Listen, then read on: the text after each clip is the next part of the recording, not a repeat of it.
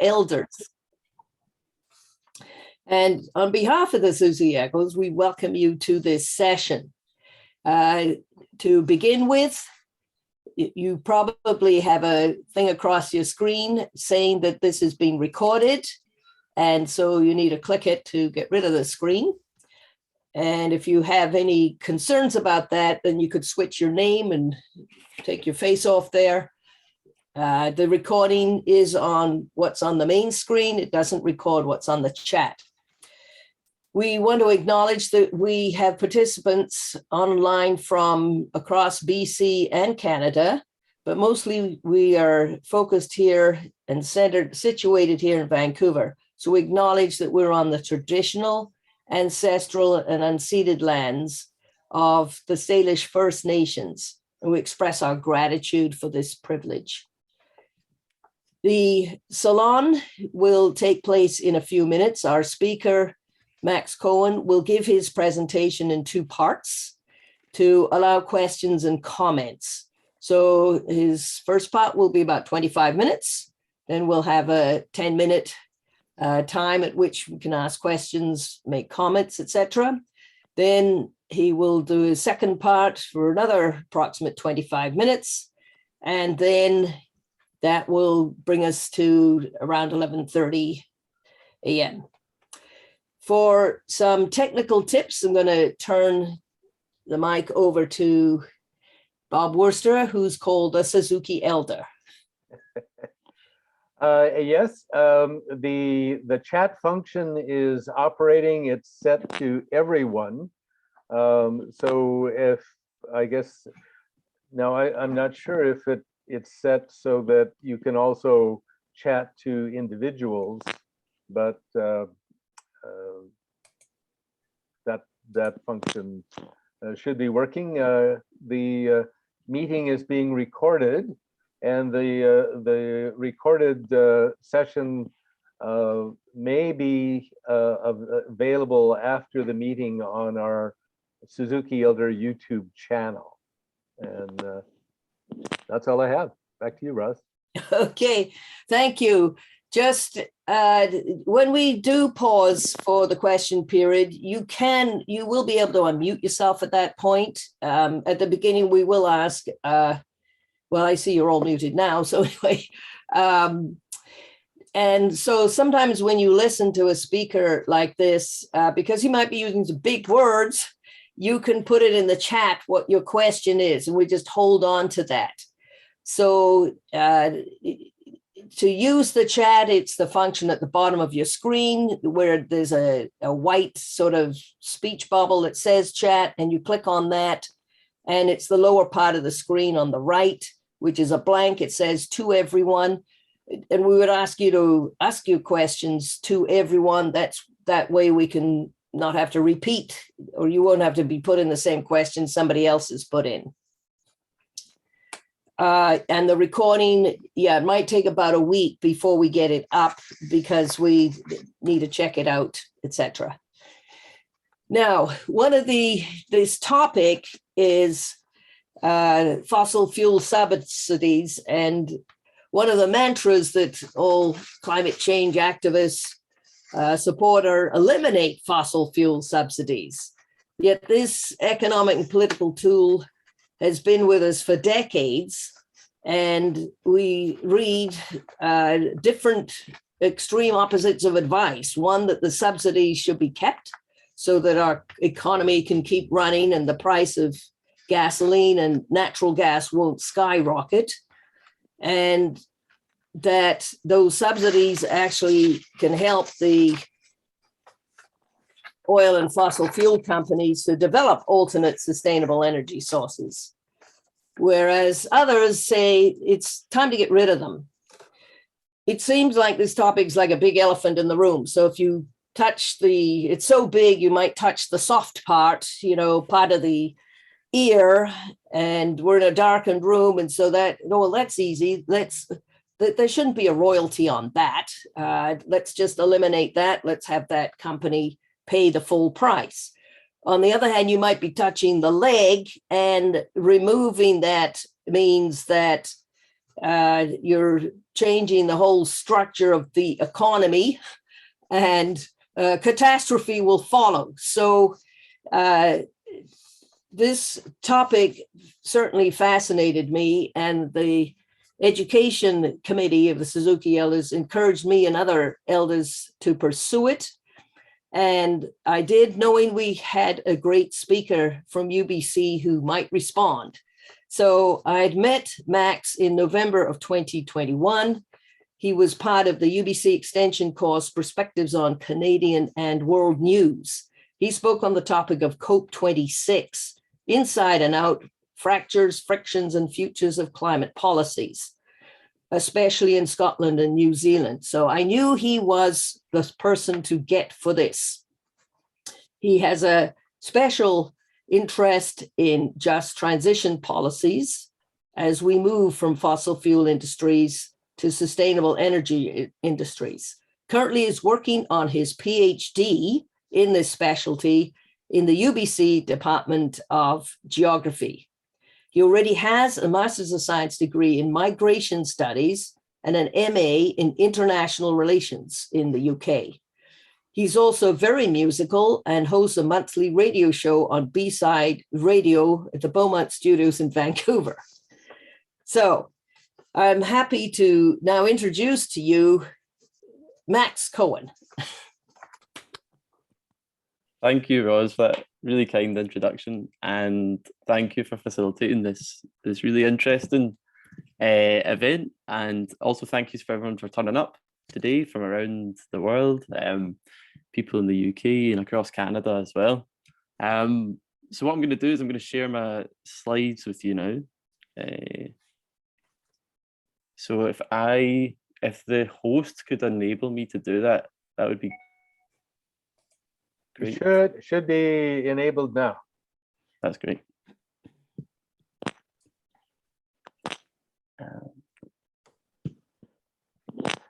I'm just going to fix my screen here.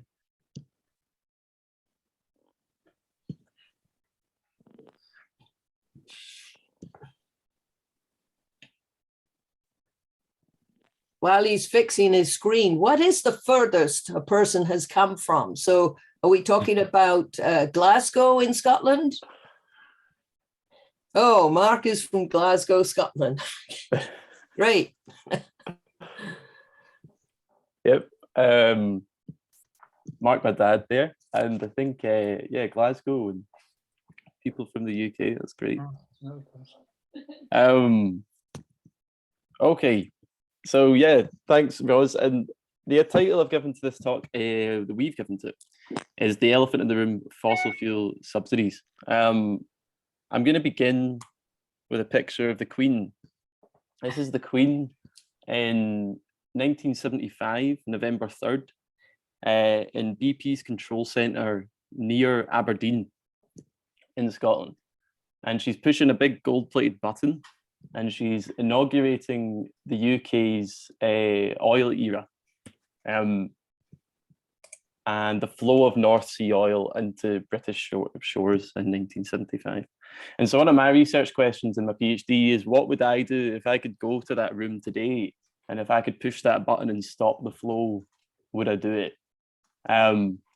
But also thinking about what are the implications of that? What would be the implications of stopping the flow of North Sea oil, which is also relevant to the Canadian context, which we're going to think about today, particularly in British Columbia.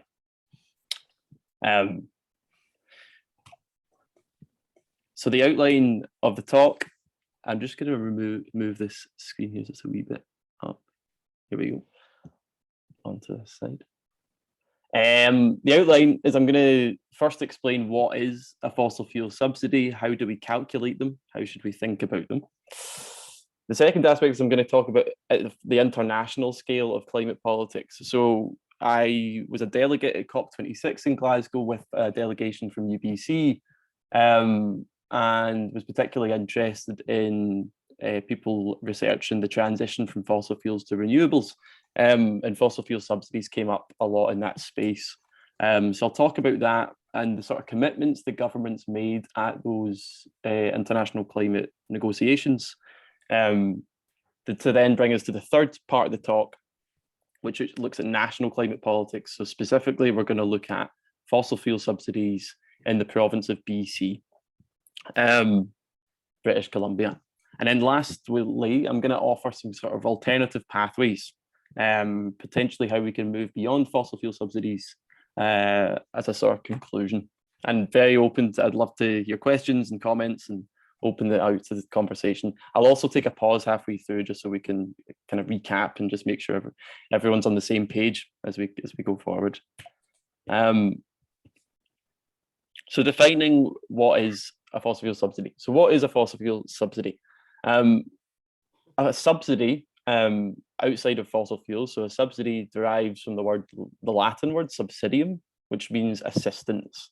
So it's a form of government or public sector support to a private individual or company. And this can come in three general sort of ways. So it can either be a direct form of cash transfer, so giving money to a company. It could also be a form of tax relief. So that's the government or public sector forgoing some sort of revenue that they were due. And the third way is the provision of public infrastructure. So for example, that's the building of roads or pipelines, which help to facilitate some sort of fossil fuel infrastructure. Now, there's two sectors of the fossil fuel industry where fossil fuel subsidies are applied. So they're applied to the production side of things and to the consumption side of things. So the production subsidies are what we are concerned with in this topic today. A consumption side subsidy, they're important and they'll come into the conversation. So a recent example of that, so as prices have been skyrocketing recently and the people have felt the price at the pump, the BC ICBC recently announced that they'll provide $110 as a rebate to everyone in BC who's a member of ICBC. And that's a kind of form of a fossil fuel subsidy, the consumption side of things. But our particular focus is on the production side of things. So that's the production of fossil fuels rather than their end use. Now, there's a lot of controversy over calculating fossil fuels, and different international bodies and different governments, national and local, are trying to calculate and investigate actually what is the definition of a subsidy and how much should we calculate these. So on the left, you can see BC government have started a review. So in 2021, just last year, an official review began, and we'll go into the weeds of that later on in the talk. The G20 countries, or the top richest countries, the highest growing countries in the world, have also made commitments to cut out what they call inefficient fossil fuel subsidies. I'll get into the weeds of that a bit later as well. The IMF and the World Trade Organization provide their own definitions. So the IMF, who have a bit more of an expansive definition of fossil fuel subsidies. A recent report, they said that globally, there's trillions of dollars a year flowing from governments to fossil fuels, and it's in the range of 11 million a minute. So there's a lot of research going into this at the moment, and a lot of kind of investigation by researchers and governments as well. So I'll go to the international level of climate negotiations here, and there's a picture of me there during the COP26. So I'm from Glasgow originally, so it was I was really interested to see kind of also to be in the climate conference itself, but also to see the impact of the conference on the city. So here's the top left is a photo I took of an art installation there, and the bottom left is when Greta Thunberg was speaking in George Square in Glasgow, which is the main square in the city centre. So there's two reasons why the COP26 conference was really important. So the first reason is that all the countries who were in attendance were going to revise their voluntary commitments of how they were going to reduce emissions. And the mantra at Glasgow was keeping 1.5 alive. So there's a kind of growth since the Paris Agreement in 2015. Governments have committed to hopefully reducing planetary warming below 2 degrees and hopefully to 1.5 degrees. Anything above 2 degrees has been labelled by people experiencing climate change at the sharp edge predominantly in the global south, as a death sentence for a lot of people and places. And so there's a lot of urgency surrounding the necessity for governments to commit, make voluntary commitments to how they're going to reduce emissions to keep the planet within 1.5. Since the 1990s, just a bit of history to this, is that the way fossil fuel policies have been conducted is they've largely focused on the demand side of the equation. So that is that what governments have done is they've tried to cut carbon consumption at the level of fossil fuel use. So they've imposed carbon taxes. There's also a kind of telling individuals to eat less meat, shower less, recycle more, and also a range of carbon pricing, including carbon taxes and carbon cap and trade systems. But since the 1990s, there's arguably been a failure of this approach. So over half of emissions globally have been emitted since 1990, since pre-industrial times. More than half of the emissions have been emitted since that time. So there's arguably a failure of this approach of just exclusively focusing on fossil fuel demand. And the Glasgow Climate Agreement was the first time that fossil fuels had actually been mentioned in an international agreement. So from around 2010 onwards, there's been a shift to fossil fuel supply and this growing narrative that we should keep fossil fuels in the ground. And just to say, this isn't just a sort of narrative among climate activists, but the International Energy Agency, who are traditionally quite a conservative body, they provide a lot of data and analysis and advice to governments on energy policy, have also come out just before the Glasgow conference and said that within a 1.5 world, there can be no new explorations for oil and gas. And so there's a lot of pressure on fossil fuel producing countries like Britain and also Canada to significantly reduce their fossil fuel production. The picture on the left is where my research takes place, my PhD. So this is an oil terminal in Shetland, which is involved in as a buffer zone between North Sea oil and international markets, and it's a key strategic point for fossil fuel supply. Which I can talk about in just a minute. So fossil fuel subsidies, why do they exist? It seems almost sort of ludicrous that in a time when we need to reduce fossil fuel production, that there continues to be subsidies. So I want to lay out the sort of what we can think about as the political economy of the fossil fuel industry, or how it actually works. So who governs it, who makes decisions on fossil fuels, and why do subsidies actually exist? And I'll just talk about this in the case of Shetland for a bit, and in Britain. So Shetland's a really interesting place. It's the most northerly part of Britain, situated in the North Sea. And it finds itself bang in the middle of North Sea oil reserves. It's also interesting because it's the windiest place in Britain, which means that it's become a sort of important point for the green transition today, as companies and the local council are thinking about how to build both offshore and onshore wind farms. So my research looks at two energy transitions in Shetland. It looks at the transition to the oil industry in the 1970s, which the Queen inaugurated in 75, and then the transition today, which is still unfolding to the wind industry in Shetland. So here's a picture of Shetland on the map, and in amongst some of the most important North Sea oil strategic reserves. Now, how this works is that the UK government or the Crown Estate owns this territory. So it's called the UK Continental Shelf. And if you're an oil and gas company and you want to extract oil from this, you need to apply for a permit. So what you do is you apply to a body called the Oil and Gas Authority. They assess the case you make, and then they give you a permit to do that. Now, the way that we receive as the public, or the government receives benefits from oil and gas companies in return, is we tax them. So we receive what's called royalties or rents. So imagine the state is essentially like a landlord over these resources. We rent out to companies the ability to extract them. They make a lot of profit from it, and then they pay us tax in return. So in theory, that's what's supposed to happen. Now, what has been happening in recent years in the UK since 2015 is that due to the extraordinary scale of subsidies, actually companies have been receiving more in subsidies than the government's been receiving in revenue. And similar things are happening in BC. So this is now a switch to BC, and of concern to us is the Western Canadian Sedimentary Basin.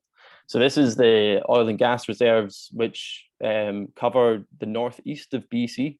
And they, as you can see, they predominantly cover almost all of Alberta. So Alberta is notorious for having the tar sands production facilities there.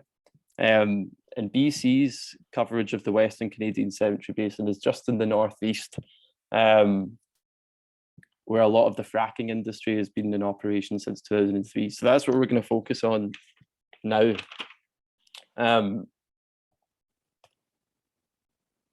Just to show another map of that, and just to put this in perspective into places of where this sedimentary basin runs through, it's above a lot of the kind of maybe urban centres. So Vancouver's right down at the bottom there, and it's above Prince George's.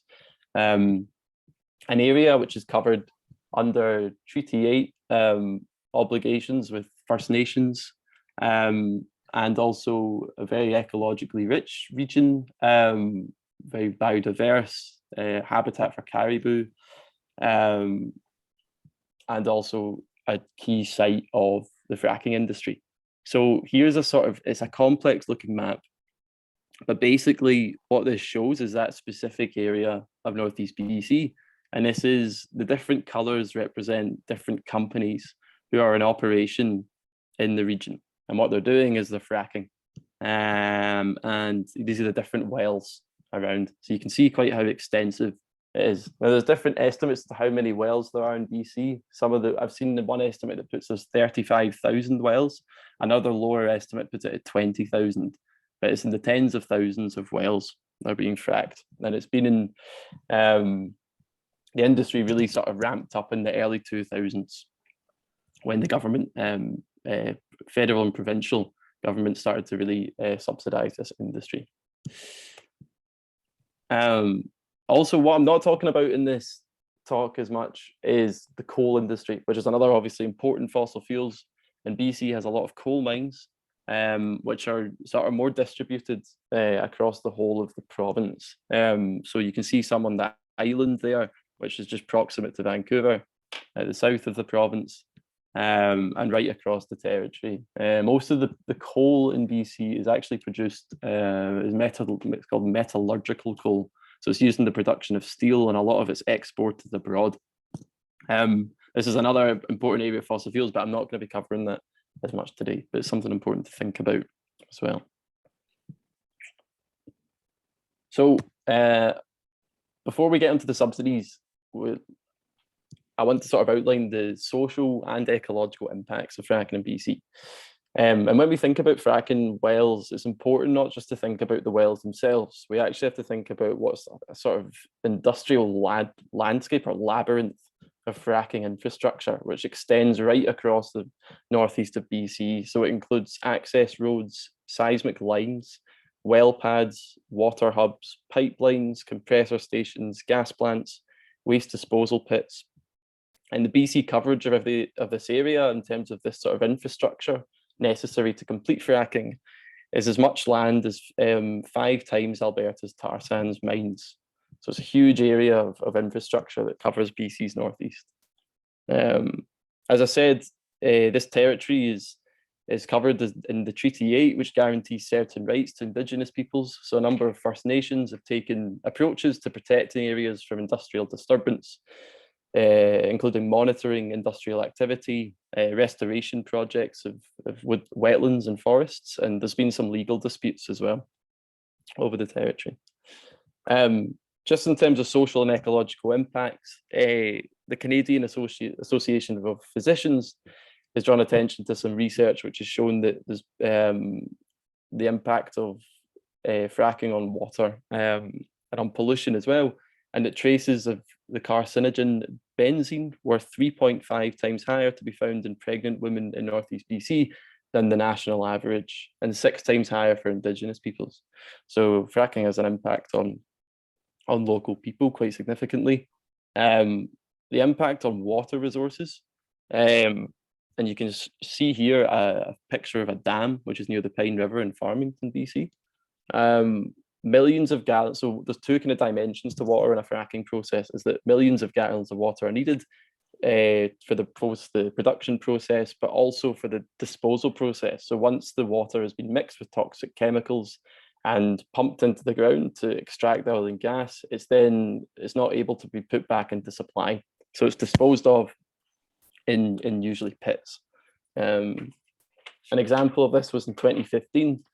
A company called Progress Energy were fracking and used the equivalent of 64 Olympic swimming pools for one well over the course of the well's lifetime, and it caused a 4.6 magnitude earthquake in the region. The average in the South Montney region of BC for one fracking well is about 12 Olympic swimming pools per every well. So there's a huge amount of water that's going into this. And something actually that's not covered in the review, as we'll come on to in a moment, because there's a tendency when we think about fossil fuel subsidies is just to think about the wells and just to think about fossil fuels, when actually we need to think about, when we're talking about the industry, is we need to look at the whole labyrinth and networks. Another point is a lot of these dams have been built without authorization and unlicensed. So the BC Oil and Gas Commission, who are the local regulator, have only kind of picked up on about 100 or so, almost 100. There was 92 wells which were built without licenses or authorization. So water is a huge important part of this as well. And there's some more pictures of the kind of fracking infrastructure in BC. So who owns, organizes, and operates BC's gas? So there's different models of countries can take different approaches to organizing their energy systems. So in BC, it's largely private companies, and it's an extension of Alberta's fracking industry. So there's 239 companies in operation in BC, and of those 239, 183 have headquarters in Calgary in Alberta. So there's strong connections between the Albertan tar sand industry and the fracking industry in BC. 42 companies have their headquarters in Vancouver, 9 in Fort St. John, and 3 in Fort Nelson. Here is an outline of the kind of top 15 companies, and all the numbers there essentially just shows how big these companies are in relation to how many royalties they're paying. But we'll go into a bit more depth of this in a couple of slides, so don't worry about trying to read all those numbers. This is just an illustration of the sort of who owns and operates or organizes BC's gas. And where does it go is an interesting question, and this is a really important question when we're thinking about energy systems and subsidies, is that BC gas, a lot of it is exported. And since 2007, 2008, a lot of the increase of exports have actually gone to Alberta. So a lot of the gas is used in the production process of Alberta's oil and gas, of the tar sands. Another increase is what's called condensate. So this isn't natural gas or methane. It's a different sort of hydrocarbon, which is also being extracted. And the data on this is actually a bit more fuzzy because BC government to this date doesn't produce official data on it, and it's not part of the review. But a lot of the increases of exports to Alberta have been a type of hydrocarbon called condensate, which is used, it's mixed with bitumen, which is a heavy oil, and it becomes easily transportable after it's mixed. But the kind of broad point of this graph is to show that a lot of BC's exports go to Alberta, the US, and a lot of it to Asia as well. Currently, the BC government is building a pipeline from the northeast to Kitimat, which is in the west of BC, in order to facilitate the exports of gas abroad.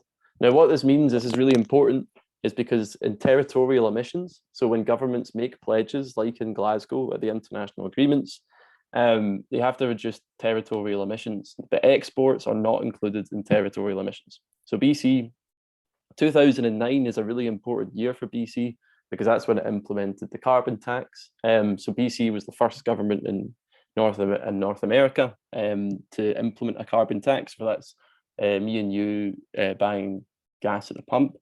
And in the same year, and that helped to reduce emissions in BC. But in the same year, it also continued subsidizing the gas industry in Northeast BC for export predominantly, which means those emissions aren't included. So there's sort of two processes going on in BC at the moment. You've got quite strong, quite impressive carbon taxes at the consumption level, but at the production level, you're seeing the opposite. You're seeing subsidies for export. So that's really important to bear in mind. I'm going to move on to the subsidies, and I get a bit of a breakdown and then sort of transitioning beyond them after. But I think I was going to stop here and maybe take some questions. And I think there's 3 in the chat. Should I do that now?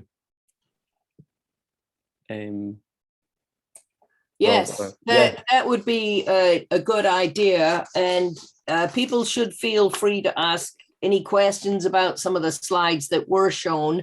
Some of us got an advanced preview of that and had a chance to interrupt, etc. So people have been very good here.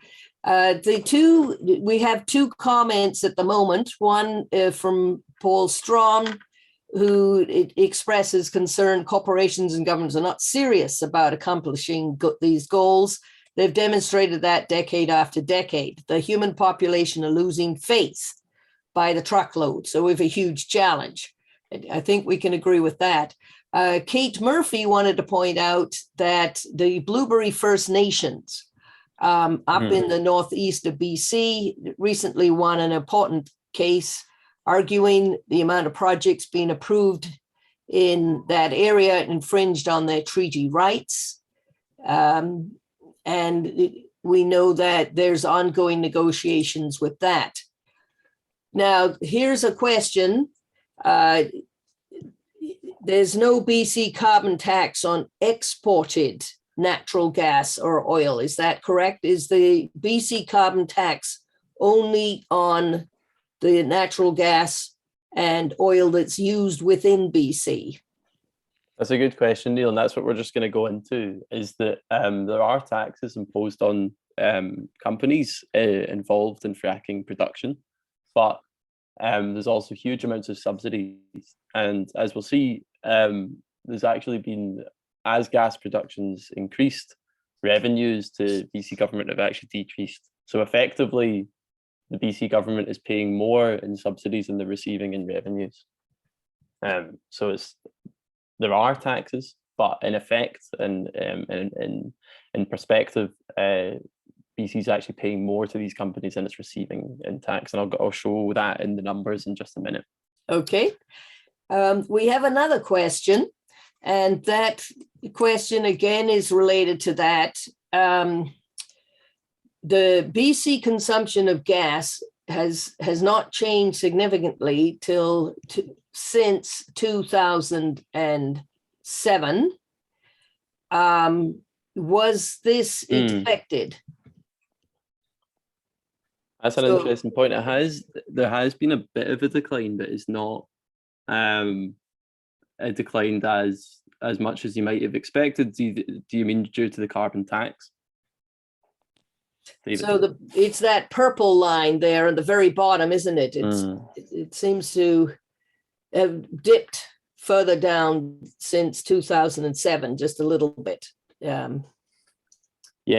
that's important as well when we're thinking about consumption. Isn't just like me and you? It's also industrial consumption, right? So this is like all consumption in BC, and so it's quite expected, probably expected to increase.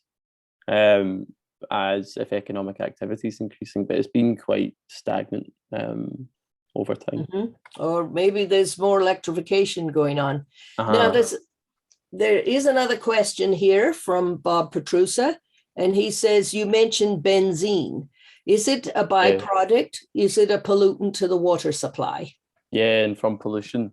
Benzene's a carcinogen, and that was found, I can get the reports, that's a Canadian Association of Physicians report that has had an impact on local people within the northeast of BC. So it's kind of a necessary byproduct, but it's not being handled properly.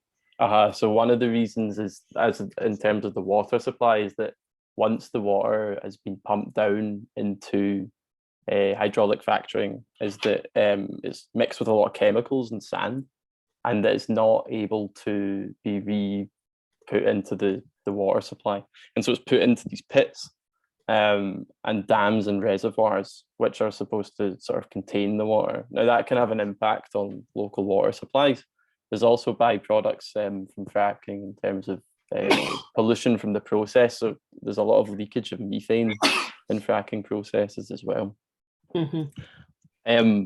What I'll do is I'll send that report, which has the impact on specifically on pregnant women in Northeast BC, which was from the Canadian Association of Physicians, if you want to do that. Okay, you can send that to me as the host. Okay, we'll take one more question, and that question from David Plackett: are there other countries planning to introduce carbon taxes, as far as you know? Yeah, so BC was the first in North America, but it's not the first in the world, or it's not a sort of pioneers in the world. So there's a range of different carbon taxes at the production and consumption level. So in the UK, there's a number of different ways in which carbon's been priced. Yeah, BC was just the first in North America to do that. Okay, good. How long are these ponds supposed to be operated, or the discharge treated? So this is that's something I don't know. In a sense, so the way, as I said, a lot of these dams for the disposal have actually been, and for the use of the water, are actually unauthorized and unlicensed. And so the regulatory body, the BC Oil and Gas Commission, found a lot of these dams, and then the companies then retrospectively applied for permits for those dams. So there's a lot of fuzzy knowledge surrounding it. I think in line with environmental regulations, there'll be some sort of timeline for how long they're supposed to be operated and how the water is supposed to be treated and how to respect the local environment in that. But because a lot of them in recent times have been opened without authorization, as they won't be necessarily within line regulations, so it's fuzzy, and I don't actually know. Okay, thank you. Perhaps we'll move now, if everybody's sort of happy with what we've done so far, move now to the second part, because I know you've got some more details here that will help us to understand this topic and all the complex dimensions of it. Okay, thank you. Okay, go ahead, Max. All right. Okay, so here's a breakdown, and this sort of follows on from Neil's question as to what sort of taxes are we imposing at the production side of things in BC. So this is from the Wilderness Committee, and they've given it, this is quite a nice breakdown. And just to say, this total amount at the bottom, 686 million, is actually a bit more of a conservative estimate compared to some other estimates from the IISD, who are another body who are looking into this as well. But this gives quite a useful breakdown, I think, of some of the main subsidies. So the most important is the deep well royalty credit, which is, deep well just means the well is particularly deep, and it thus requires more investment to get it started. These are much more risky investments, and at the beginning of the 2000s, they were less prominent in BC. But they've become the sort of standard practice now, most of the investments in BC. So a lot of the subsidies that are under question at the moment are these deep well royalty credits. A number of other credits come in the form of infrastructure developments. That's the provision of roads through public sector funding, for example. A range of tax exemptions, deferral on construction costs, and also a lot of the companies have been receiving discounted hydro rates. So BC Hydro provide electricity, predominantly through hydropower in BC, and they've been receiving reduced electricity rates as well. Now you might ask, why are governments doing this? It's in order to, the way they frame it is to incentivize economic activity and to have a very competitive provincial tax regime. They want to offer the opportunity for companies who have to put down a lot of money at the start, because these projects are very capital intensive, and the government provides them with a number of sort of ways to facilitate their activity. Just to put this in sort of perspective, is that BC has the second highest in Canada of provincial subsidies. So this is, as I said, that the previous figure of 686 is a bit less than this. It's 100 million less or so than this 765, and that's because the IISD all include a higher amount for the royalty reduction. So that's the deep well credit. But generally, just kind of to get a ballpark figure here, is that BC are the second highest. So Alberta's the highest, and BC is the second highest there. And now this is the most important graph, and this is quite a profound graph, I think, because basically what this is showing on the blue line. So the reason, just to go back, is the reason that governments provide subsidies is, as I said, is to incentivize economic activity. But one of the benefits that they receive in return are revenues. So these companies will eventually pay tax on the processing of fossil fuels. And also they'll be able to provide jobs. So there's two main benefits BC will receive from providing subsidies to these companies. Is we'll get revenue, which can be put into the funding of schools and hospitals, and we'll get local jobs as well. So let's see what benefits BC is receiving. So gas production since 2008, since 2009, due to subsidies, has been increasing. So that's the blue line, the thin blue line there, and that's been increasing over time. Royalties over the same time have actually been decreasing until the point where they're actually below 500 million. And that's been quite consistent since about, the drop has been quite consistent since 2009. Now, there's two reasons for why revenues have been decreasing in BC. The first is that royalties, so that's the amount of tax or rent that these companies pay to the BC government, is based on the price of hydrocarbons. So the BC government takes a certain percentage of the price that these companies are selling their oil and gas to places like Alberta. But since 2009, prices on the world market have dropped, and they've been quite consistently low since 2009, which means that revenues have really substantially dropped. Now, a reform to this would be, which what people are talking about during the review process, is that rather than basing royalties on price, is that you base it on volume. So the amount, rather than the amount of money that the companies are selling the oil and gas for in Northeast BC, is the BC government would charge them a royalty based on the amount of volume that they're extracting. So that's one important reform that could take place and that the BC government could implement today. The second reason, and what some kind of environmental organizations are drawing attention to, is that some companies have worked out ways to game the system. So one way they've done this is companies are restricting the rate of extraction in the first year. So they dig a well, and then they sort of, as opposed to extracting from the full well, they restrict the rate of extraction in the first year, and they'll reframe the well as a marginal well. And this basically attracts more subsidies. And companies have stopped drilling the most profitable wells and started drilling the most marginal ones. So this basically attracts the most subsidies and provides BC government with less revenues. So the two reasons that the revenues have declined is because of the way in which revenues are collected based on price rather than volume, and companies have also worked out ways to sort of game the system. That's a really important area of reform. This is just another graph which shows a very similar thing. So the purple line is the total public revenues since 2000, and you can see that actually in the early 2000s it was quite high. The public revenues for BC, but yeah, in 2009 it really drops off. And the two bar graphs, so you've got a blue and you've got a red. The two bars there signify the different forms of hydrocarbons, which I was talking about earlier. So the BC review currently only looks at natural gas, which is methane. And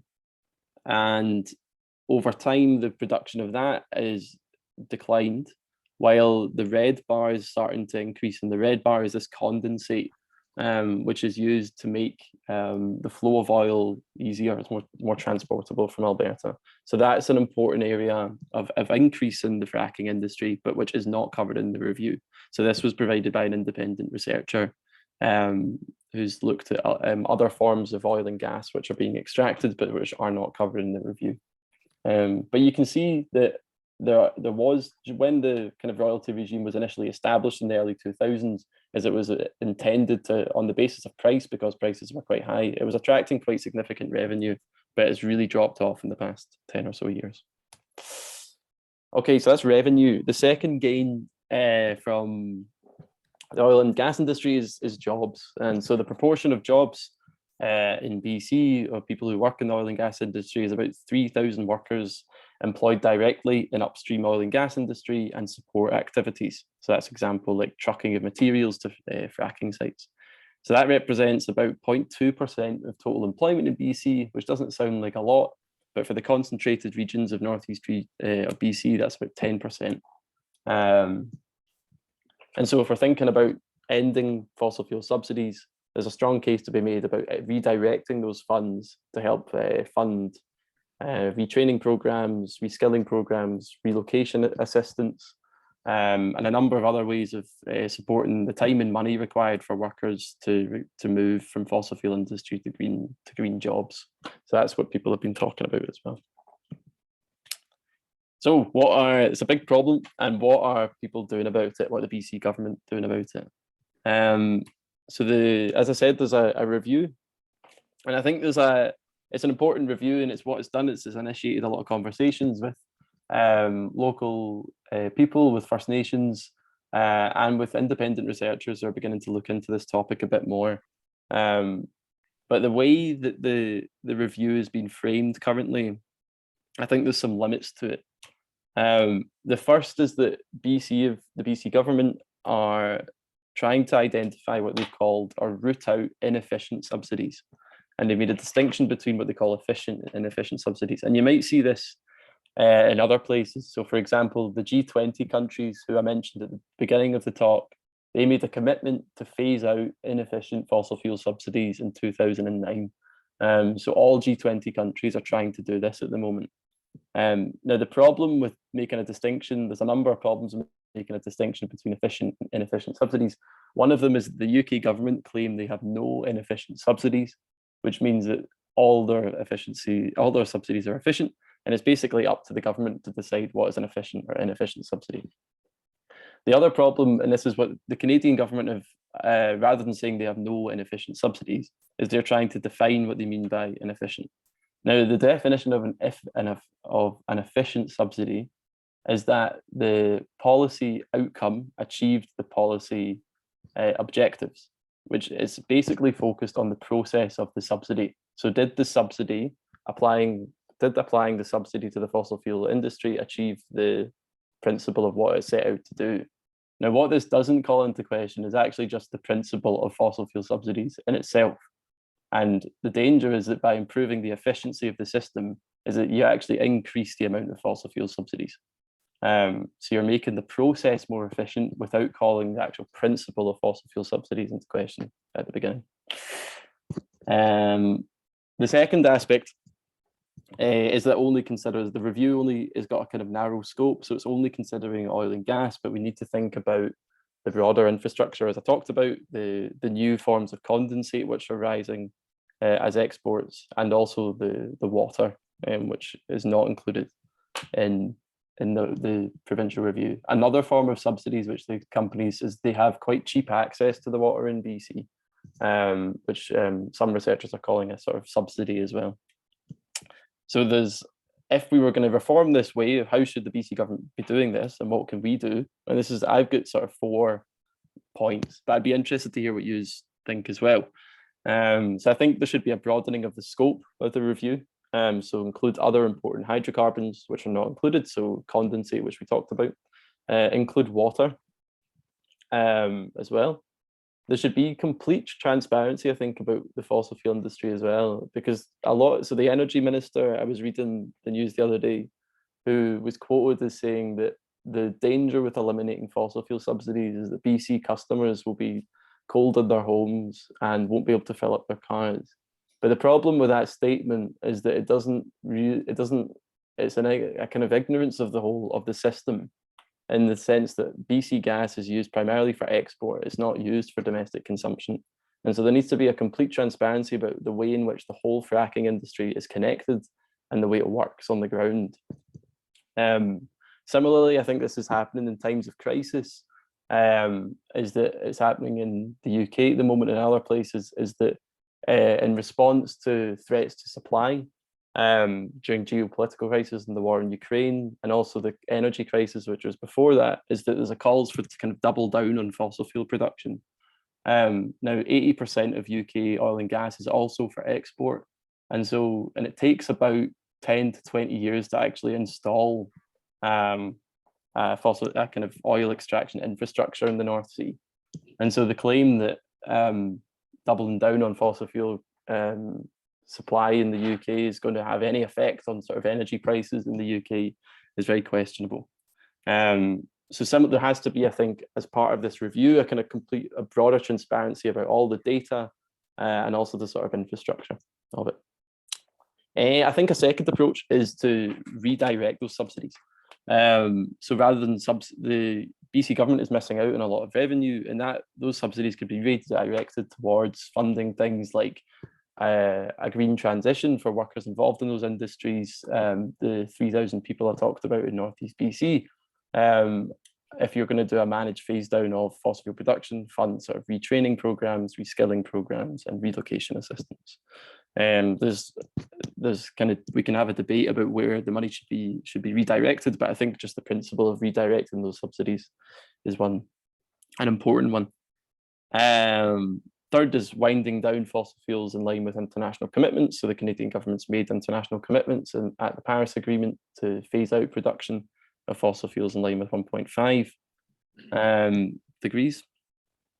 A recent report in the UK said that richer countries, including Canada and the UK, should phase out production completely of fossil fuels by 2034 if they are to reach the 1.5 target.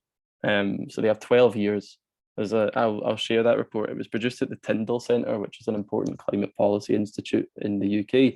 And basically they calculated what if the UK government and the Canadian government are serious about phasing out the fossil fuel industry in line with the 1.5 degree target agreed, then they said that needs to be done in the next 12 years.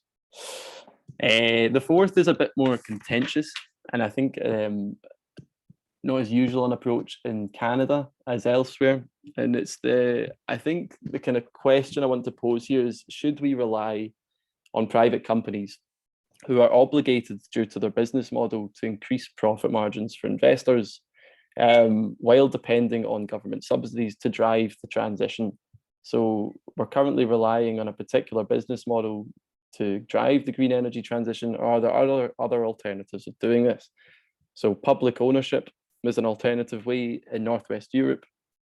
It's quite a mainstream way of organizing energy systems, where public bodies don't have the incentive to increase production. They don't have the incentives to attract subsidies. And BC has a model for this. So there's currently crown corporations. So for example, BC Hydro is a publicly owned body. Also the BC Housing, which provides public housing, and these are crown corporations. So there's an argument which other researchers have put forward as develop a crown energy corporation, which wouldn't have the incentive to increase production and also would be able to capture the full revenue from oil and gas as we're phasing it out, rather than relying on companies to pay tax when they've worked out ways to game the system. So that's my sort of 4 proposals, but I'd be very interested to hear what you think about that and just generally. Okay, thank you very much, Max. Wow, that was a lot in that last section. There are some questions, and maybe more coming up as well. So Yeah. we'll just go back to one of the first questions. Okay. So this was actually one I asked on the slide where you were talking about BC royalties. One of the problems is they're based on volume or rather than price. Sorry, I got a little lost there. I wonder if you could explain that again. Yeah, so the way that BC government taxes these companies or receives royalties is they do it on the basis of the price at which those companies sell their oil and gas. Okay. So they take a particular percentage of that. Now, the price of oil and gas is set on international markets. And so it's very volatile and dependent on high prices. In the early 2000s, oil and gas prices were pretty high. And so revenues to the BC government were really high. But after 2008, prices have crashed. And for the past 10 years, it means that royalties have really reduced. So the alternative approach to this would be that people are proposing is to base the, and I say people, I mean, Mark Lee and Seth Klein at the bottom are being quite important on this. They are at the CCPA, which is the Canadian Centre for Policy Alternatives.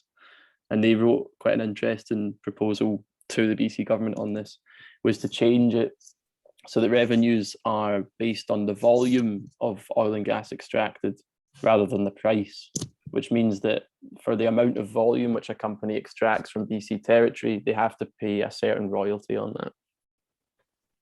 that. Okay, thank you. Yep. All right, the next question was a comment, isn't it odd? The royalties from BC Gas peaked in the year in which the global economy was severely depressed. I think that's precisely the reason, is that because the global economy did go into after the financial crisis, did go into recession, is that the oil and gas prices followed as well. So that's the danger of setting your royalty rates on the basis of price, is that the oil and gas markets are notoriously volatile in terms of price. And so there's a stronger argument to be made to base on volume. Another question from Mark Cohen: do states encourage subsidies because they're also concerned about energy security? Yeah, so that's the big one. At least in, I would say, in narrative, because as I said, the BC government and the UK government tend to rationalize subsidies because they say that it helps energy security at home, but that a lot of these markets are export markets, and so it's not really energy security for citizens in BC or citizens in the UK. It's mainly security for the companies, I would say. Okay.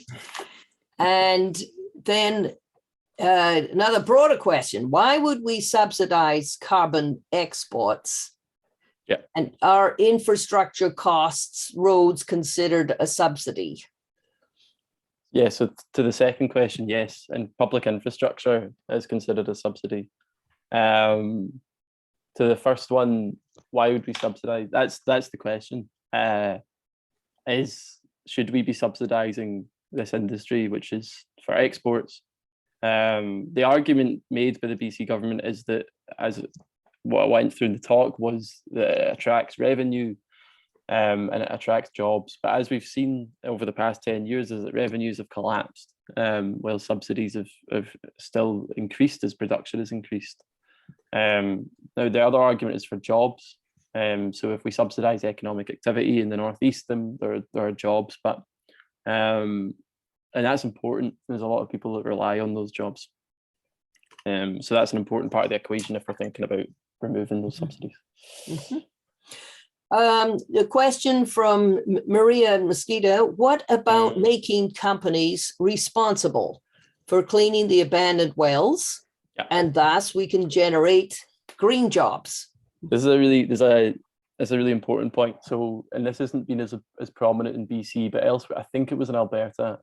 Someone can correct me on this, but there was the issue of what's called orphan wells. So these are wells which have been abandoned by companies, and it's left to the public sector to clean it up. So BC in one of their environmental acts has this policy called the polluter pays principle, which is that polluters should have to pay for the pollution they make. And I think that applies across society, right? So if one of me or you makes a mess in society, if we pollute something, then we'd be expected to pay for it rather than the rest of society. But there is what's been happening with a lot of fossil fuel wells and elsewhere in Canada is that public sector has been left to clean it up. So that is a danger. Yeah. Yeah, or perhaps it's to do with enforcement as well. Because somebody has to go out and say, well, have you done it? And I think we've cut back on bureaucracy. And so then nobody inspects it. And they wrote ahead of time in the mining contract, they'd clean it up, but then they didn't.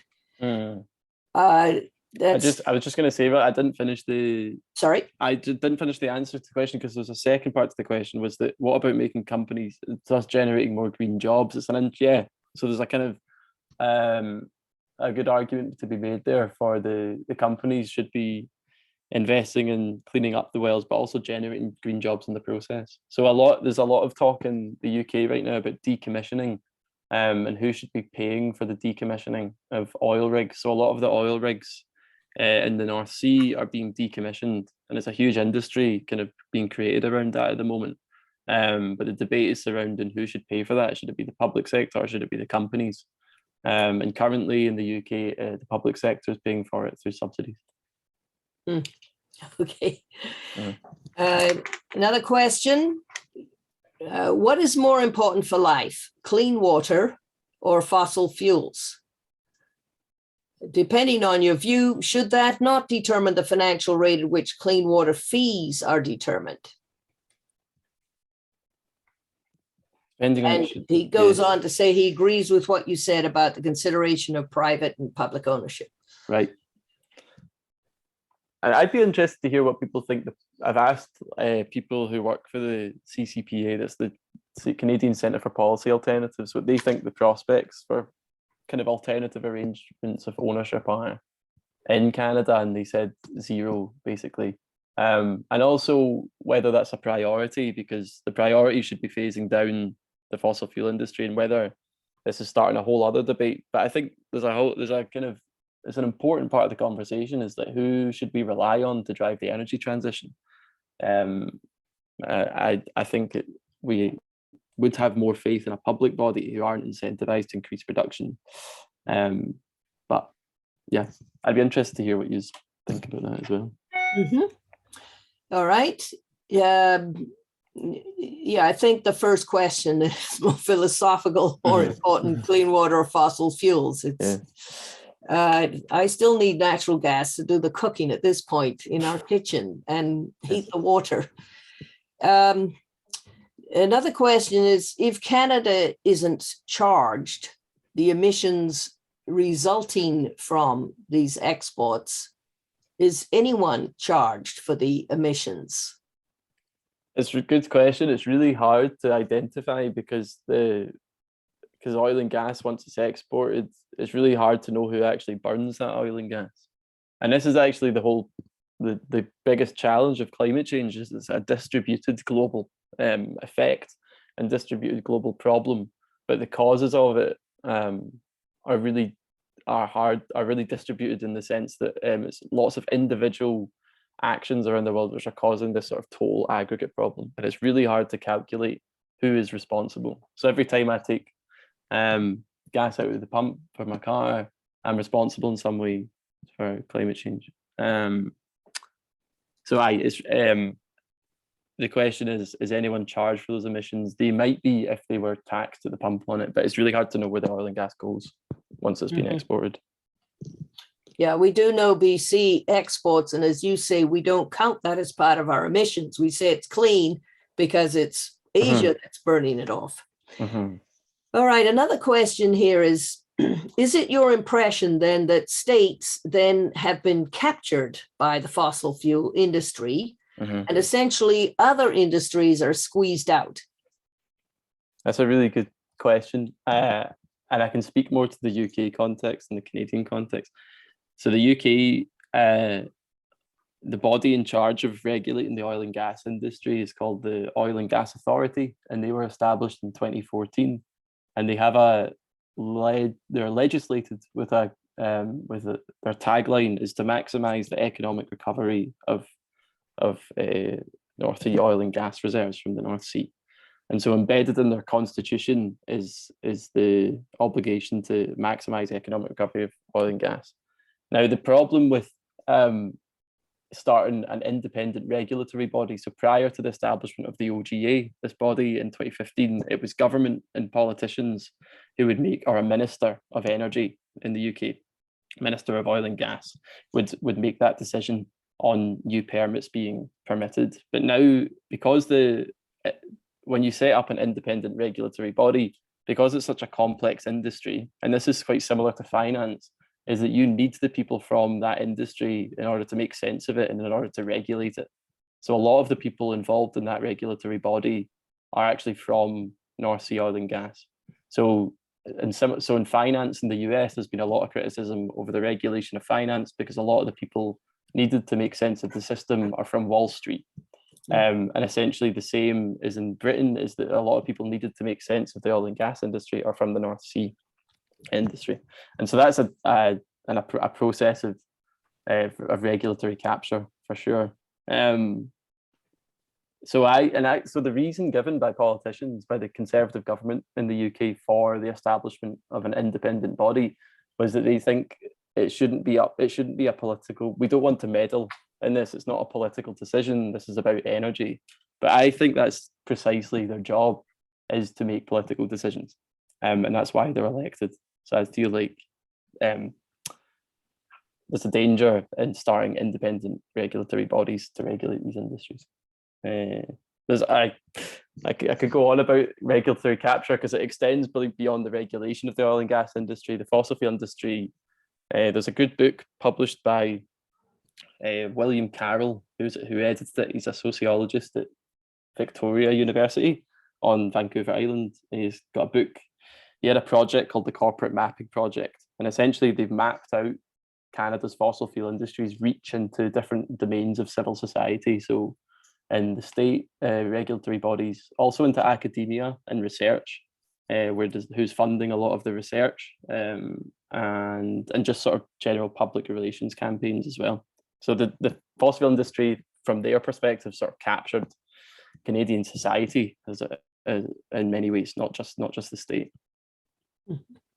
Okay, I've had a request to let people ask their own questions. So fair.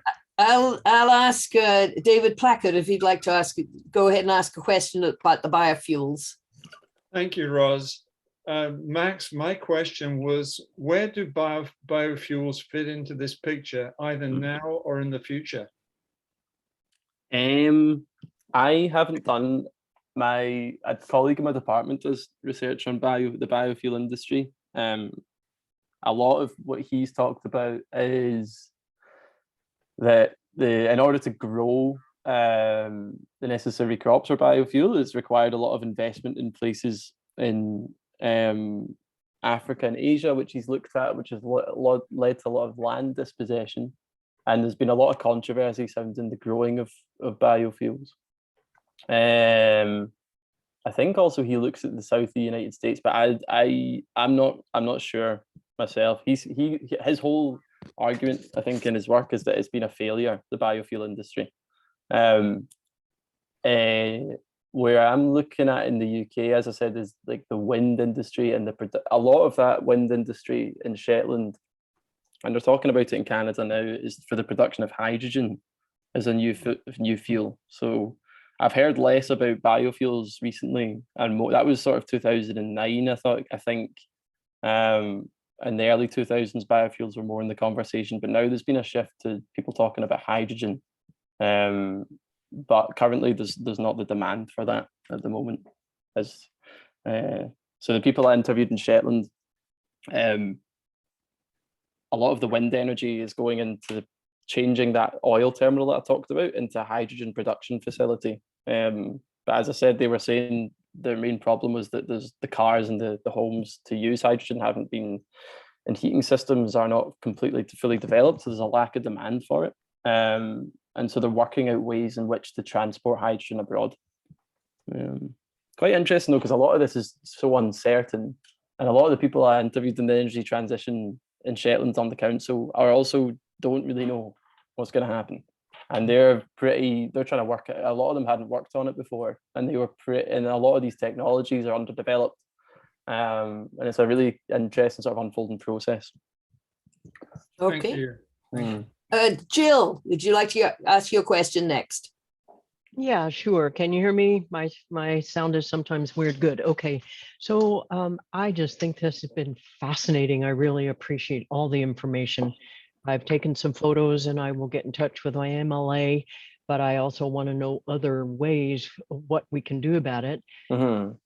Personally, I have a team in the building that is looking into how we can get our high rise. I live in a huge high rise, 55 years old. And we're wanting to encourage our management to find ways to shift us off the methane, the natural gas that we use for our heat and hot water. We do have hydro, of course, but heat and hot water or our main, the methane is it. So as far as I know, we haven't come up with really good alternatives, and telling our board and management to look into something that isn't going to happen for our building is a waste of our energy. Or do you have ideas what we can encourage, what we can look into, how we can transfer an old building in off fossil fuels? This is just a micro problem, but it's a big problem because there are a lot of buildings like ours. So the two, is it Jill? Yes. Yeah.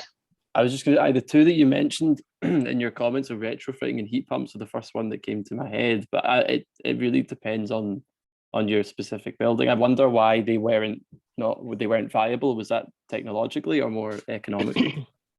I'm not sure because I'm not, I'm just supportive of that committee. I do other things in the building. I will look into that. So do you, as far as you know, Max, heat pumps might be viable for an old, huge building? I've no idea. So the people I've talked to in BC, my old boss lived in a detached house, and he just implemented a heat pump. No, private houses, they're supposed to be very good and not that hard. Right. And really good alternative, but not for high rises Not is for what high I rises. understood my team, my friend who's working on this to say. Okay, so further look into heat pumps. I wonder, can you consult? Are there any consultancies that you can consultancy?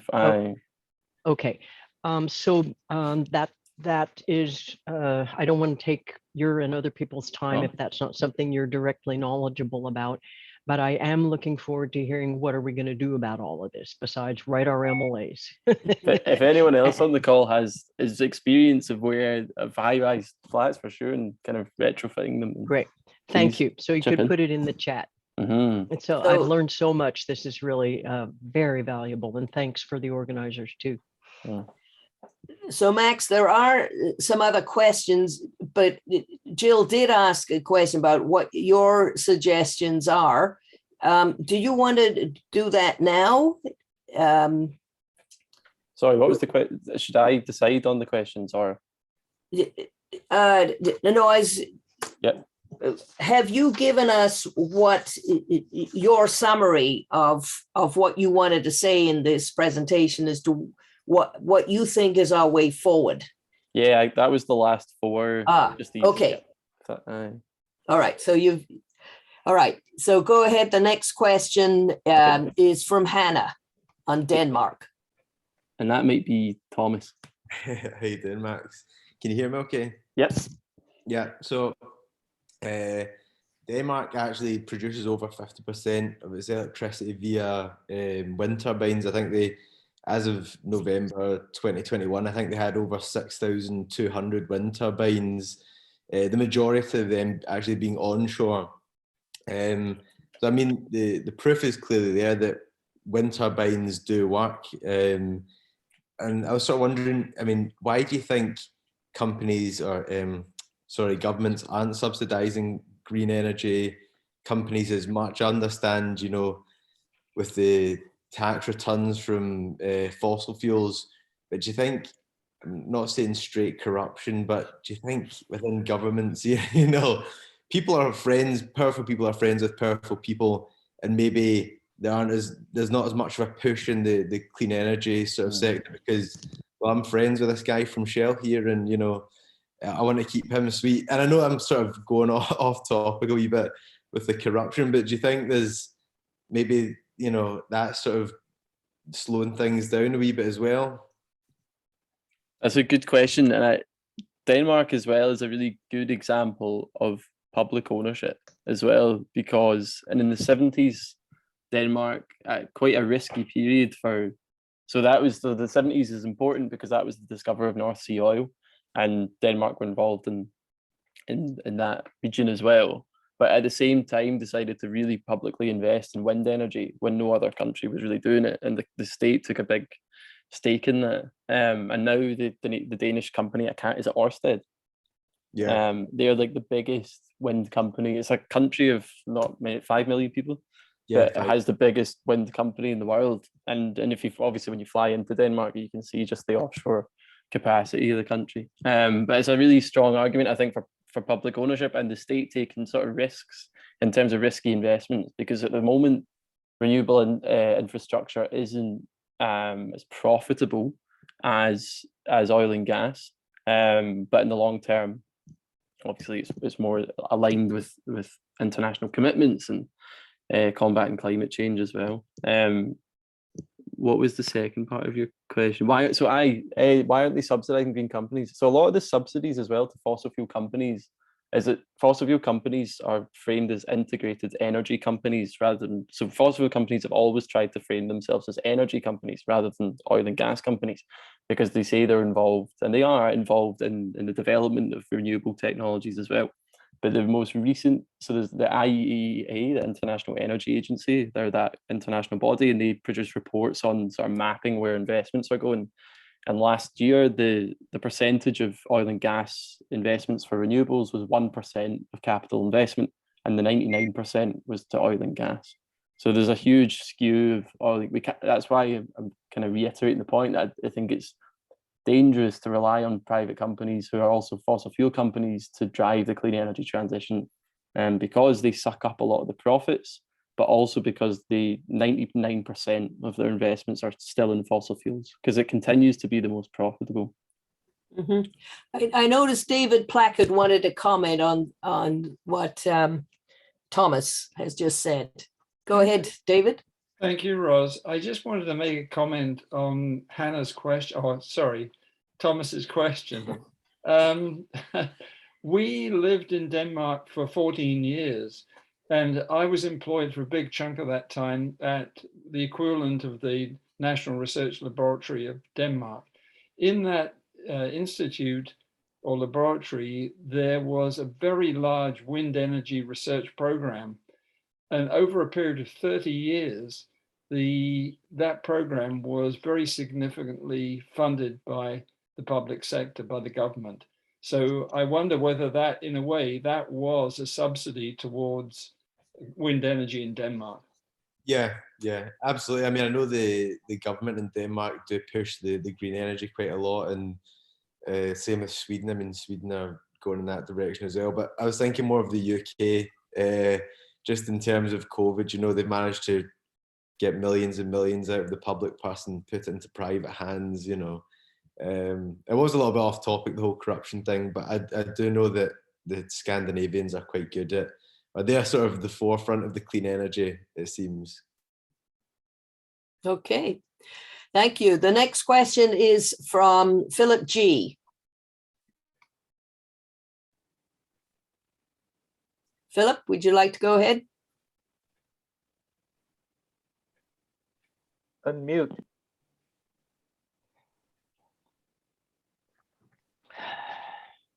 Max, maybe you could stop sharing the screen, then we All can, right. Sorry, I just make it Yeah. more of a, that's fine. Yeah. unless somebody, yeah. No, that's fine. Philip? Maybe he had to go. He commented discussions have been held around scope 1 or 2 emissions is being part of tax through carbon budget adjustments, example, EU Carbon Club. Do you feel that will encourage BC to change approach? Agree, scope 3 emissions tough to track and tax? That's a good question. So scope 3 emissions are end of pipe emissions. So scope 1 and 2 emissions relate to the production process. So that's the emissions that are emitted in the production of fossil fuels. So the facilities that actually grind. But the scope 3 emissions are the ones we talked about, are what happens at the end of pipe. So when those fossil fuels are actually burned, and currently aren't calculated. And there's been a lot of kind of discussion about how to do that. So one way in which BC, the proposal from Klein and Lee in their proposal to the BC government was you could impose a tax at the well of a fracking well in BC, or based on the volume, as I've talked about, on the amount of that's been extracted, and then receive that as revenue. So that's one way, because you're assuming that that gas will eventually be burned somewhere in the world, and you're sort of taxing it before it's burned. But it's really difficult to track and tax, as you said, Philip, the scope 3 emissions. Good. I see a hand, but I'm just going to go to some other questions that are related to what you've just said. So Flora, would you like to have the floor? I don't actually have a question. I was just commenting, like, in response to what Jill was saying about the heat source pumps. So I'm okay, thank you. Yeah, you just said that you were told, I mean, it's interesting to hear in your sandstone house, it's not viable because of an old, purely insulated home. I think quite a few of us have the same situation. So it's a good point. And Bob Worcester wanted to add. Bob, do you want to make your comment?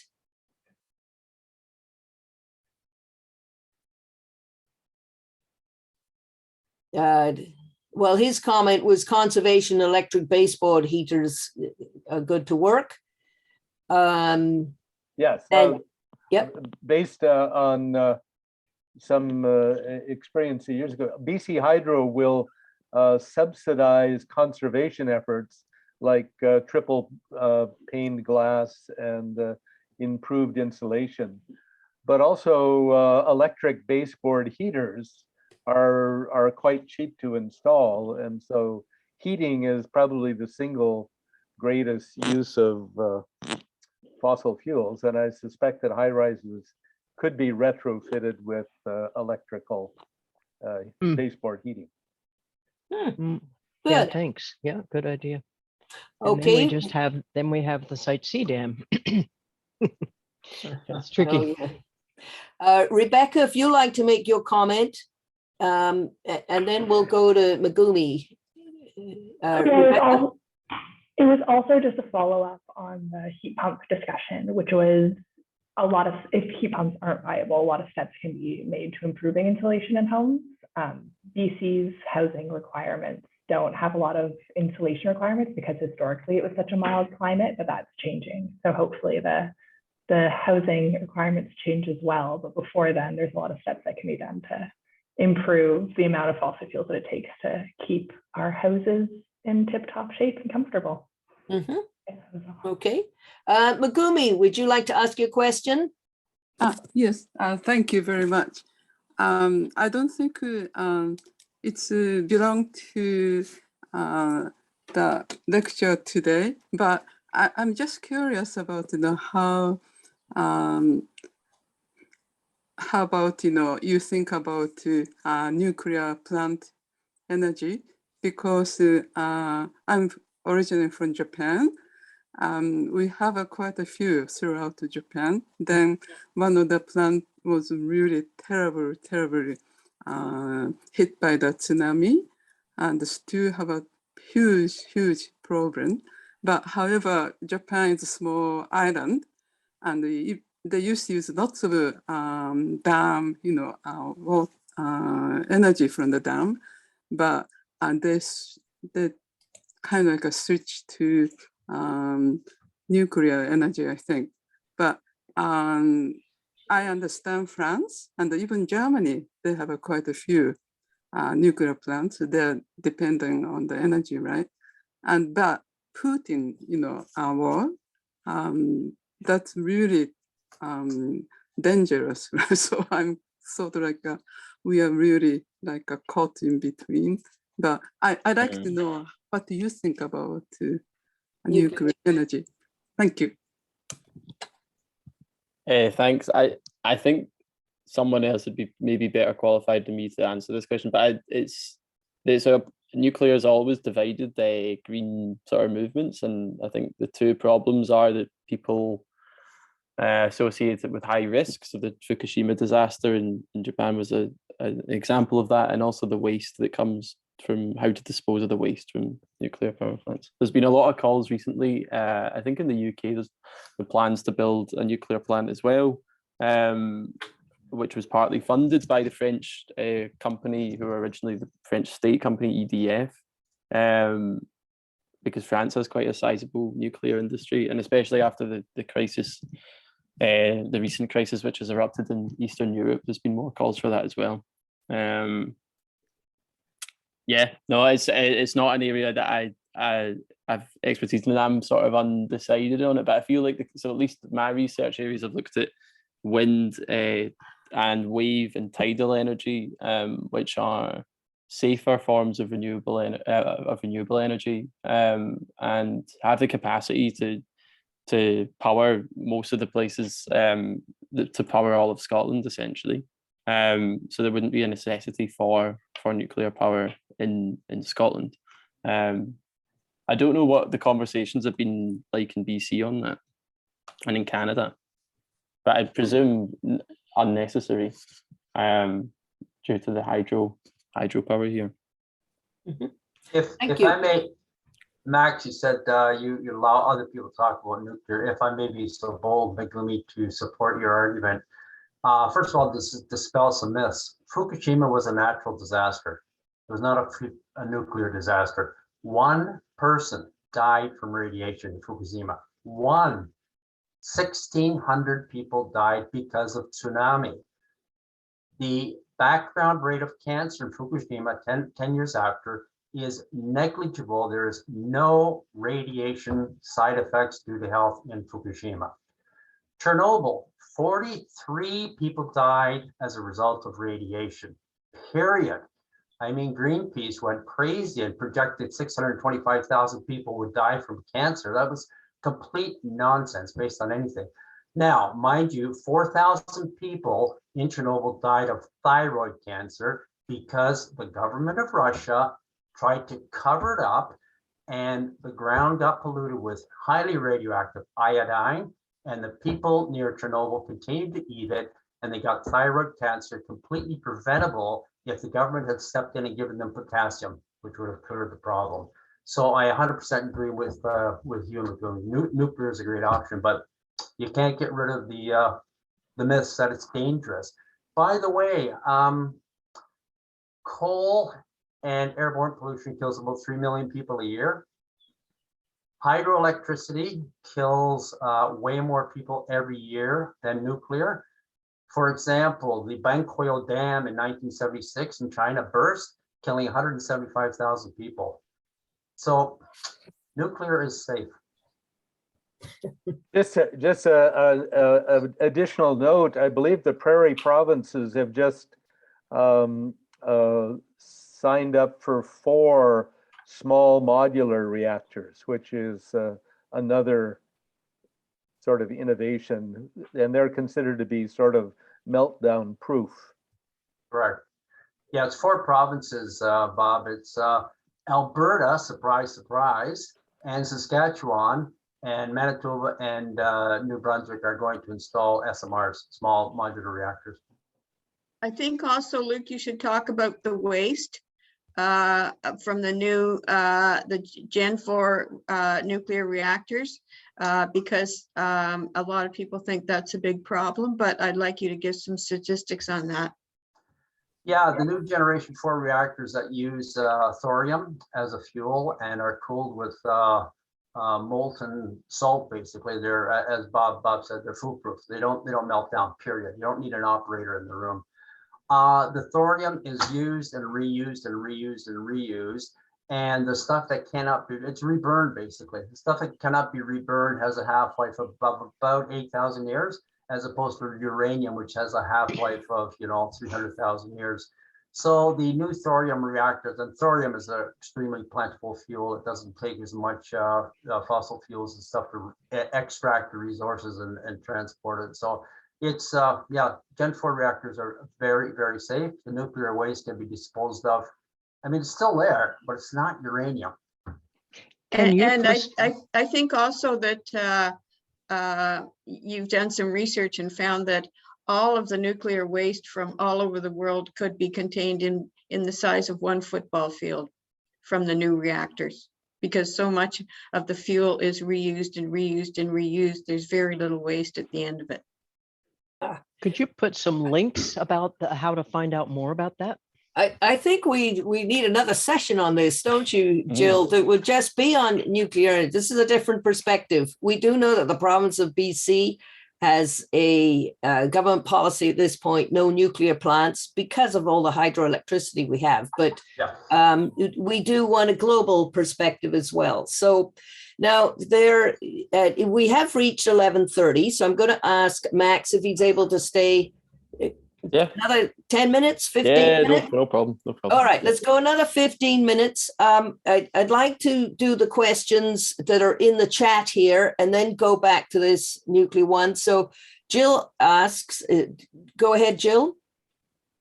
Yeah, I've been basically indoctrinated by all the feeds that I subscribe to that fracking is just the worst thing. And I'm wondering if there is, should we actively oppose all fracking projects? I've just gotten something from an environmental organization about the LNG wood fiber proposal in the Squamish area, and they're saying, no, no, no. Is there such a thing as responsible fracking or not? And how do you tell? That's definitely, it's up to you, Jill, to make that decision. But I would say to assess the costs and benefits of it. So the two benefits, primary benefits of fracking, which BC government have consistently talked about, are jobs and revenue. And jobs are important, but also in terms of reaching the BC, it's 0.2%, and not that it's quite a capital intensive industry. Most of the jobs go into the construction phase of it, and then operations it's much less. Revenue, sorry, I was just going to say, in revenue, as for the past 10 years, as we've seen, is negligible in comparison to the subsidies that goes into it. So I feel it benefits more the companies that are operating rather than the communities. Yeah. That makes a lot of sense. I had an earlier question that I didn't ask, which is the revenues, the price of oil and gas is increasing now for various reasons, supply and demand. And now the revenues are going to be greater, so there's going to be more pressure to continue with that. That's the one thing. But the big one is there any way to do fracking that's responsible? I would think not. That it's just, if you can do it in an area where nobody lives and where you don't care if there are earthquakes or poisoning of the water, but there is no place like that because all over BC people live. So I think the answer is no, there is no such thing as responsible fracking. And if you weigh cost benefits, it was better when there was a very low price, because then it was clearly, you could say, no, this is stupid. But when the price has now gone way back up, a lot of stuff is looking viable to people who see through those eyes that wasn't before. So that makes our job, if you will, harder. So anyway, thanks. I appreciate that. Yeah.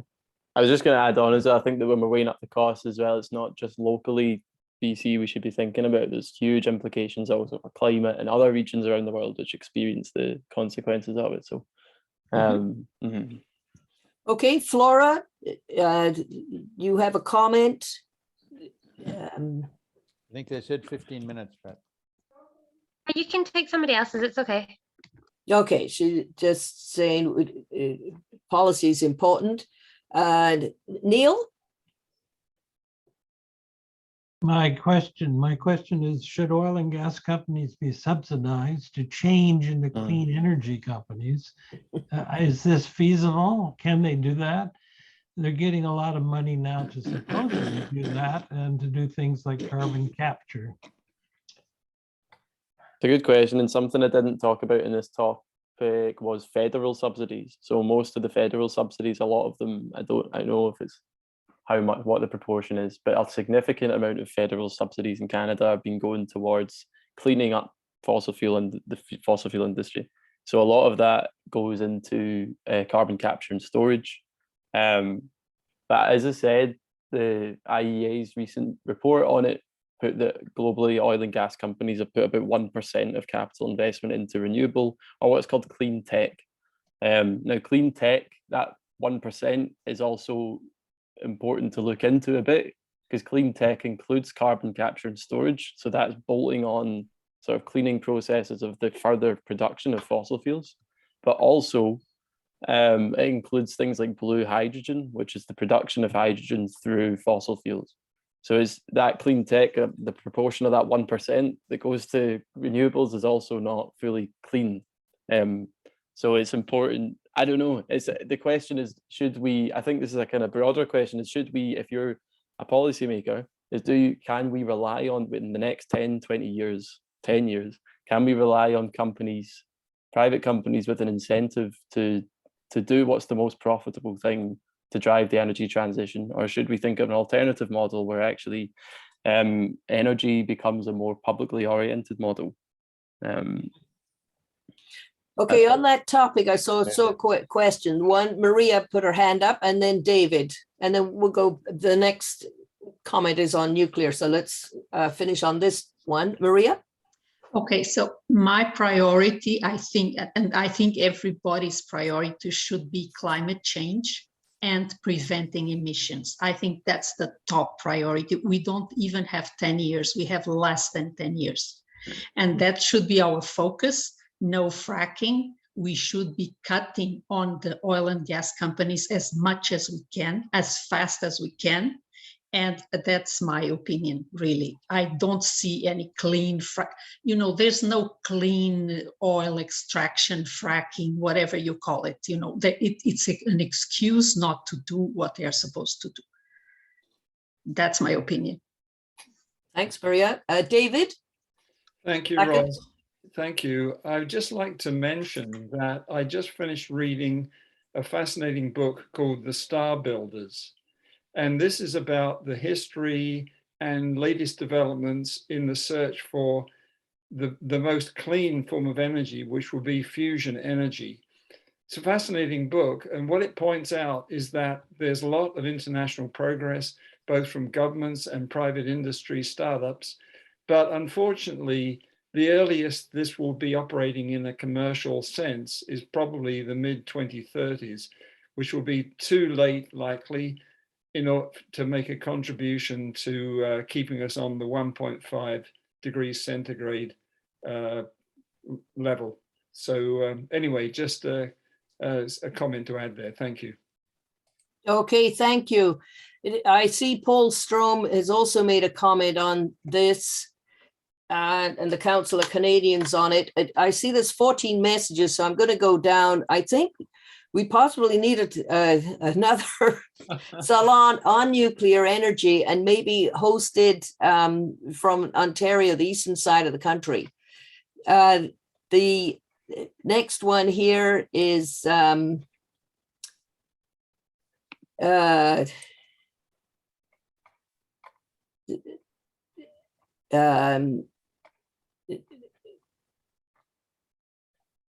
yeah, people saying, let's not get into nuclear at this point.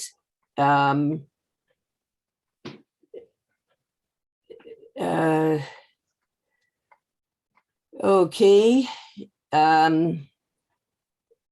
Keith Kennedy.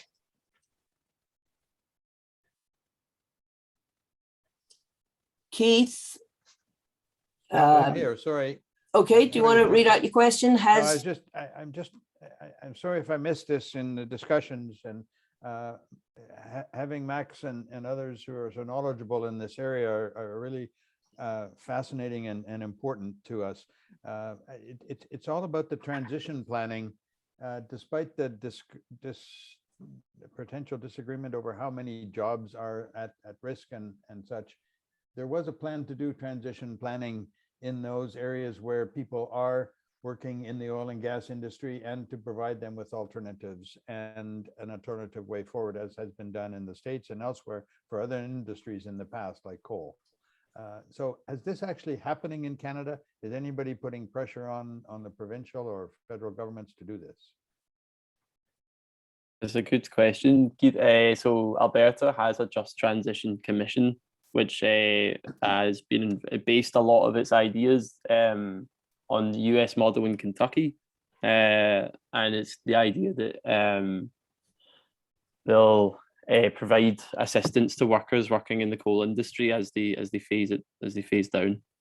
So that provides, usually the forms of assistance range from sort of so basically workers need time and money in order to transition from fossil fuels to renewables, and a lot of the money will go into reskilling and relocation assistance as well.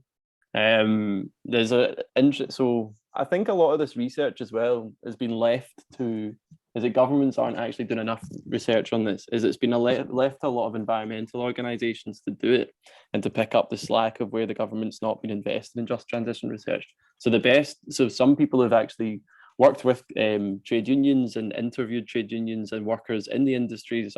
Greenpeace produced quite an interesting report last year in the UK, where they interviewed workers and asked, do you want to transition to a green, these are workers in the North Sea, and what to greener industries, and about 80 to 90% said that they would.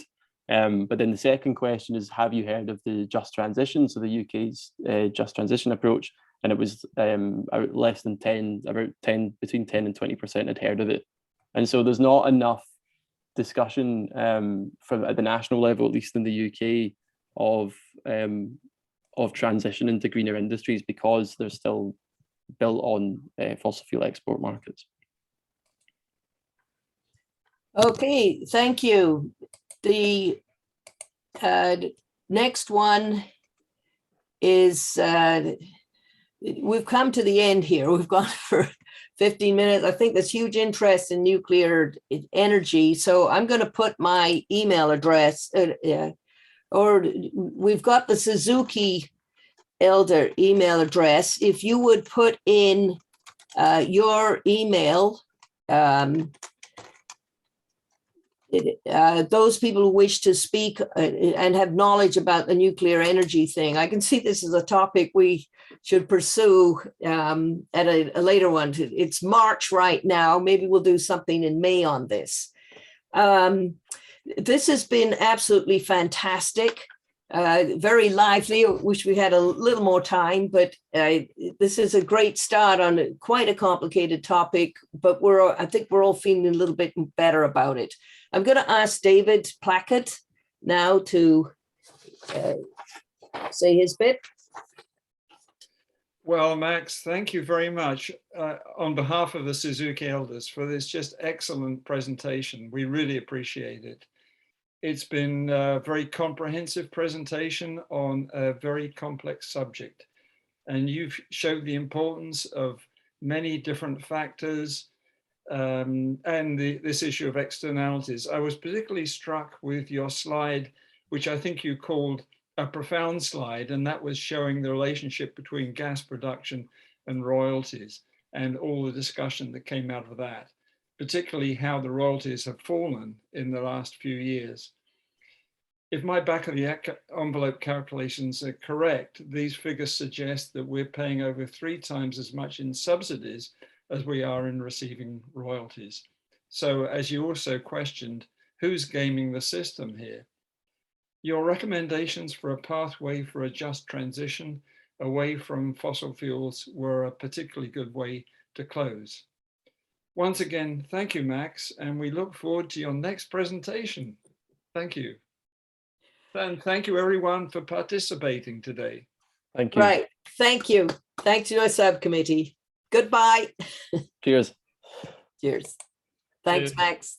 Yeah, thanks very Thank you. much. It was really great, really Thanks informative. for attending. Bye, everybody. Very, very good Bye. job. Thank you. Educational. Thank you. You did so well, Max. Really, really good. Yeah. Thanks very much. Wonderful. When- And so nice you got family members and friends. Yeah, people at home were, I sent it to family and friends and they were interested as well, so that was good. Yeah, This is our most international salon. Maybe Yeah, yeah. yeah. May it long continue. Well, as was said, there's definitely a potential for a discussion on nuclear energy somewhere here. Yes, that caused I think it was good, actually. Caused a lot of actually, debate. my thought there is that if we should consider nuclear energy to be one of the alternative energy sources, and maybe a general discussion of all of the alternate energy, because there's lots of interesting progress in Nova Scotia around tidal power and and hydrogen. Oh, sorry, Luke, you go ahead. You're absolutely right, Bob. Nuclear, and it's not talked about enough. I've done a lot of research on this, and I haven't seen a single plan. Matter of fact, an organization, a consulting company, a government agency in the United States has come up with hundreds of plans to get to 2250, just in terms of reducing the generation of electricity to 0 GHGs. Hundreds of plans, they've come up with models. There isn't a single one that gets us to 0 GHG emissions from electricity generation by 2050 without a significant nuclear component. I mean, period, you can't do it. So the discussion of nuclear is very important. And Well, I'm going to be shamefully promoting here. Luke he is a cruise lecturer, and one of the topics that he speaks on is nuclear energy. And I know before he did the talk, he said to me, "Gee, I really hope that there are no nuclear physicists in the audience." Well, there were two. And they both came up to speak to him at the end, and they said, "You absolutely nailed it. You are 100% right on." So if I can, as I say, shamefully promote him, but he has spent weeks and weeks of research on nuclear energy, and I hope that we could hear from him as one of our speakers.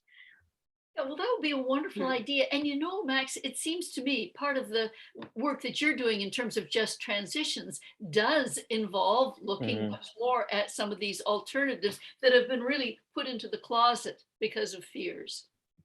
For sure, I can only speak because my research has been in Scotland, and the two major ones have been wind and tidal, with the capacity potentially to power all of Scotland. So that's all I've been looking into. But nuclear sort of hangs in the background for sure. There's been a proposal by the UK government to develop Hinkley Point, which is a new one which I talked about.